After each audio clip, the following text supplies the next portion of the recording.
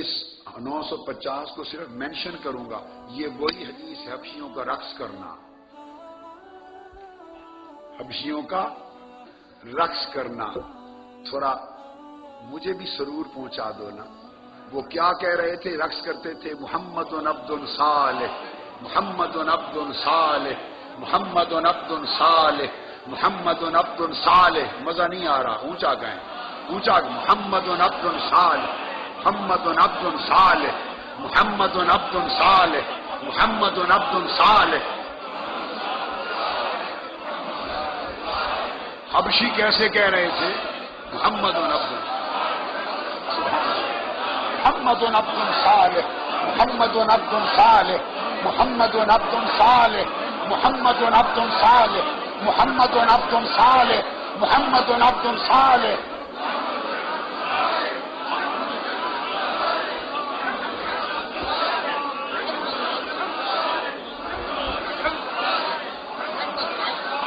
بیٹھ جائیے۔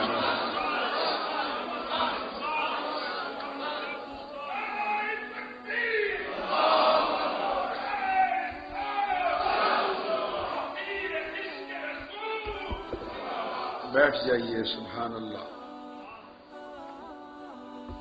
یہ حدیث نمبر 950 وہی حدیث جس کی تفسیر امام ابن حجر عسقلانی نے فتح الباری صفحہ 509 اور 510 پر کی ہے۔ وہ جو عبارت بتائی تھی کہ حضور کا قدوم مدینہ اور اس خوشی میں رقص کرتے تھے، اور اس سے بڑی عید کیا ہے، یہ عید سے بھی اونچی بات تھی۔ فتح الباری صفحہ 509 510۔ امام بخاری دوبارہ لائے، وکان یوم عید۔ یہ تو دل والوں سے پوچھو کون سی عید کا دن تھا؟ وہ عید میں عید تھی، وہ عید میں عید تھی۔ کان ذالک العید فی العید یلعب السودان بالدرک والحراف فإما سألت النبی صلی اللہ علیہ وآلہ وسلم وإما قال تشتہین تنظرین۔ آقا علیہ السلام نے فرمایا، عائشہ خواہش ہے دیکھنا چاہتے ہو حبشیوں کا رقص جو میری آمد کے جشن میں کر رہے ہیں؟ یہاں سے ایک تنبیہ ملی اور ایک مسئلہ نکلا کہ خواتین کو بیویوں کی حوصلہ افزائی کرنی چاہیے، خواتین کی حوصلہ افزائی کرنی چاہیے۔